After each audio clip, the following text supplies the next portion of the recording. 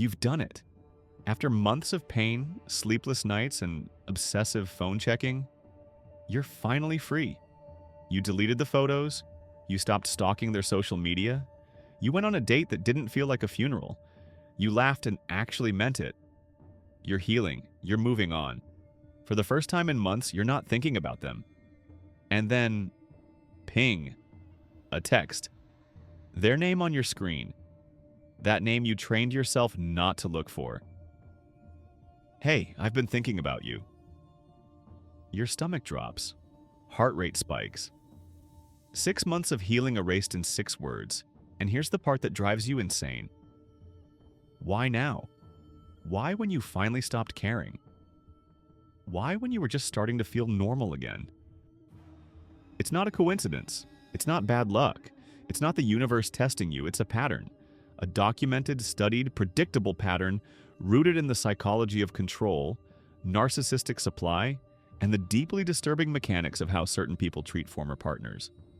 Today, we're dissecting why your ex seems to have a sixth sense for your healing, why they reappear at the exact moment you move on, and why their return has nothing to do with love, and everything to do with something far darker.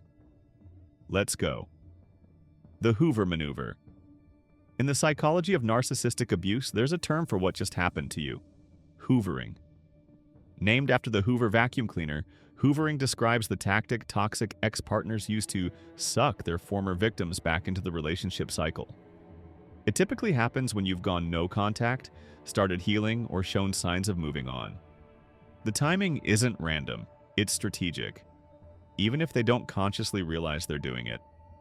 A 2017 study by researchers Justin Mogilski and Lisa Welling at Oakland University examined why people stay friends with their exes.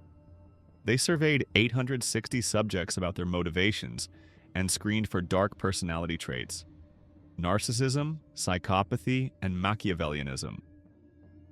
The findings were revealing. People with dark personality traits were significantly more likely to maintain contact with exes, but not for sentimental reasons.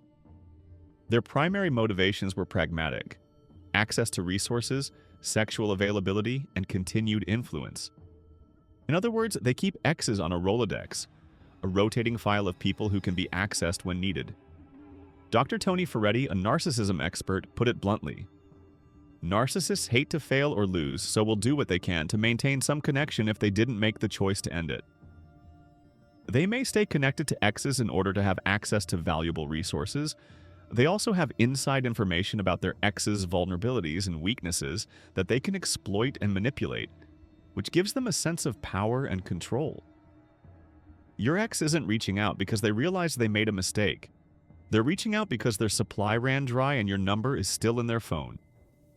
The narcissistic supply explanation.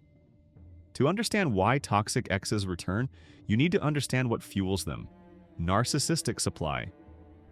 Narcissistic supply is attention, admiration, emotional energy, any reaction that confirms their importance.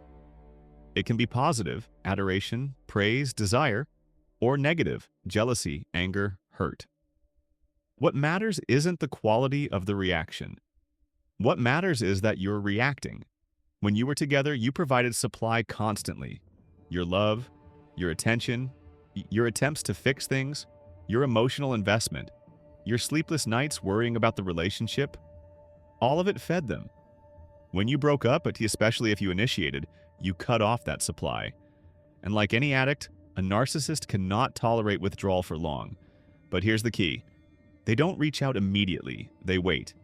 They wait until you've stopped texting, stopped calling, stopped checking their social media, stopped asking mutual friends about them. They wait until the silence from your end becomes deafening, because your healing is their trigger. When you were still hurting, still pining, still emotionally connected, they didn't need to do anything. You were still providing supply through your pain. They could sense through the matrix of social connections and online presence that you were still affected. But when that energy shifts, when you post a picture looking happy, when you're spotted on a date, when you stop watching their Instagram stories, that's when their internal alarm goes off.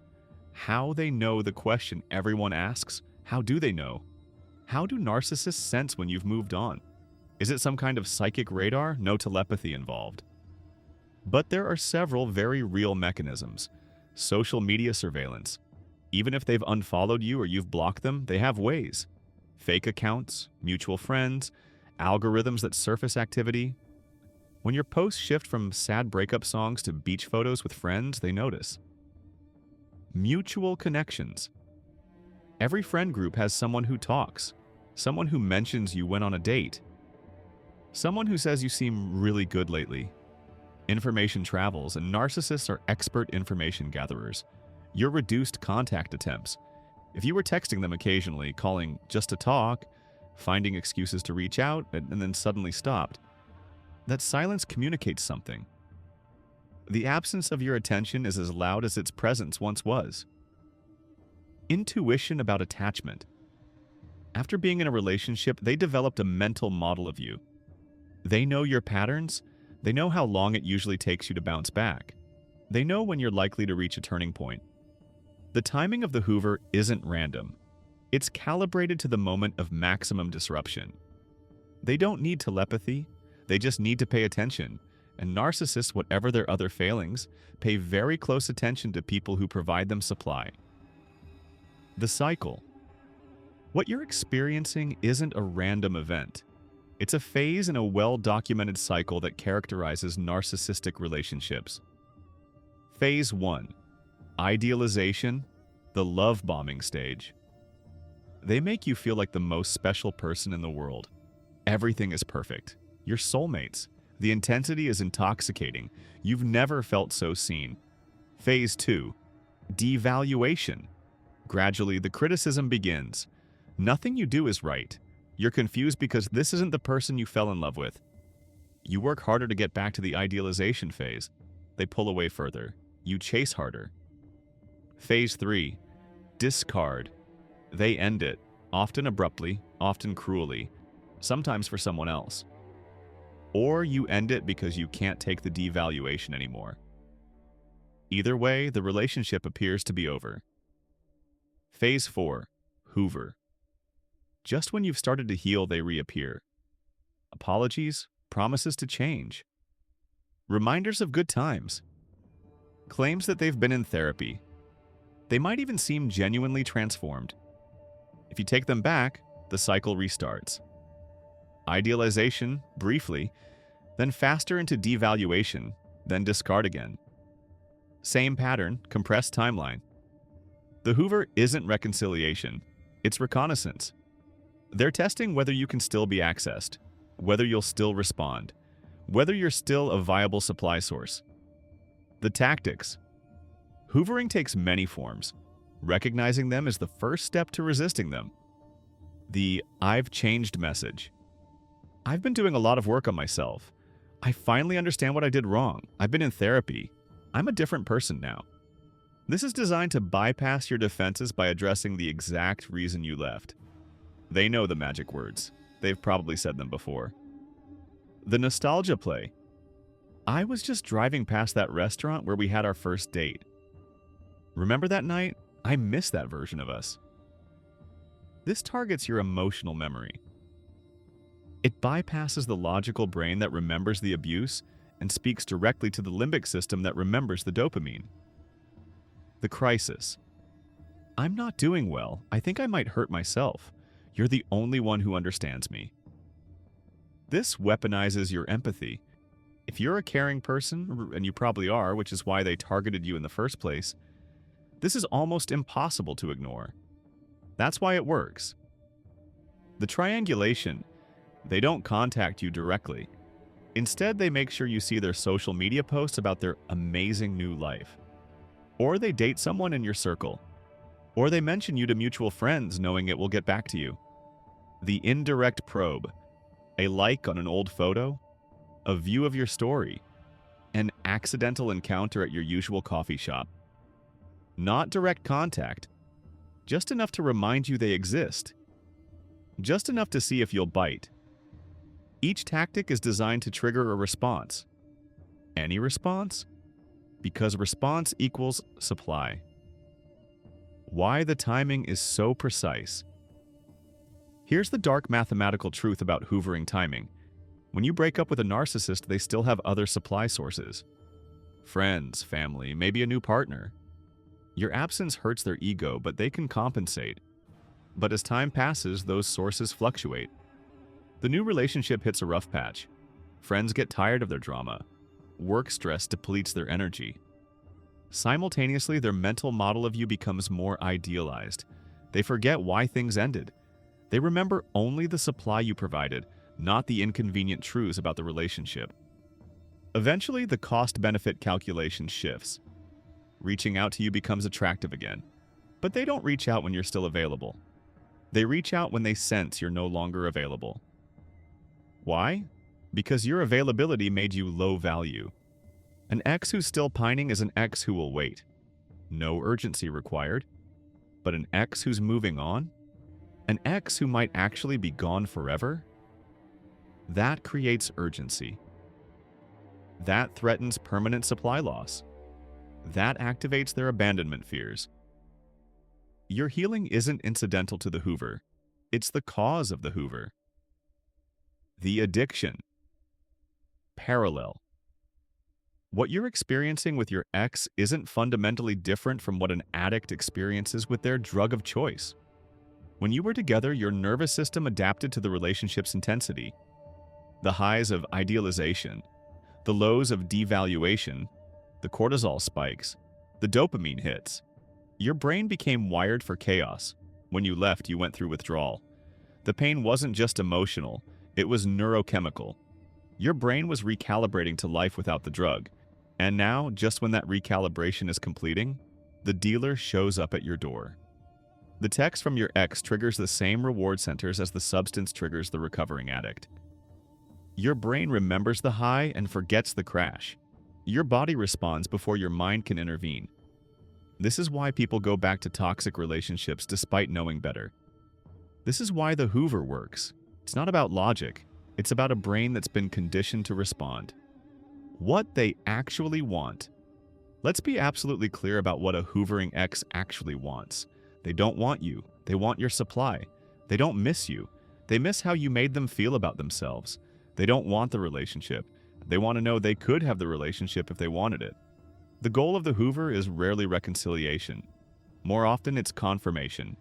Confirmation that you're still accessible, that you still care, that their power over you remains intact. Sometimes they'll take you back in for a while, until they've reestablished control and filled their supply tank. Then the devaluation begins again, faster than before. Sometimes they won't take you back at all. They'll get the response they wanted, proof that you still react, and disappear again. Either way, you lose. Why you should never respond. Every response to a hoover, every reply, every engagement, every reaction, reinforces the behavior. Even leave me alone is a response. Even anger is supply. Even blocking them and then unblocking to see if they noticed feeds the cycle. The only response that works is no response at all. This isn't about being cold. It's about protecting your healing. Every interaction resets the clock. Every text exchange reopens the wound. Every "maybe they really have changed" thought pulls you back into the cycle. The hard truth is that narcissists rarely change, not because change is impossible, but because change requires recognizing a problem. And narcissism's core feature is an inability to see oneself clearly. Therapy doesn't work if you don't think you need it. Growth doesn't happen if you blame everyone else. Transformation requires humility that narcissism specifically prevents. When they say they've changed, they may even believe it. But the underlying architecture is the same. The supply needs are the same. The cycle will repeat. What this means for you. So, your ex texted, their name is on your screen. Everything you've worked toward for months feels like it's crumbling. Here's what you need to know. This isn't evidence that they love you. It's evidence that you were healing. This isn't a sign that the relationship was meant to be. It's a sign that your supply was valuable. This isn't the universe giving you a second chance. It's a toxic person testing whether they can still access you. The timing isn't cosmic. It's calculated, even if only subconsciously. Your job now isn't to figure out what they want, or whether they've changed, or what to say back. Your job is to protect your progress, to remember why you left, to recognize the pattern for what it is. Delete the text, block the number, don't check their social media just once. Don't ask mutual friends what they said. The silence you give them is the only message that matters. Your ex comes back when you move on because your moving on threatens their supply. Your healing activates their Hoover. Your growth is their trigger. It's not love. It's not fate. It's not proof that you're meant to be together. It's a predator sensing that prey is escaping. And the only way to escape fully is to stop responding entirely. Keep healing. Keep moving forward. Keep building the life they couldn't touch. The Hoover only works if you pick up the vacuum. Don't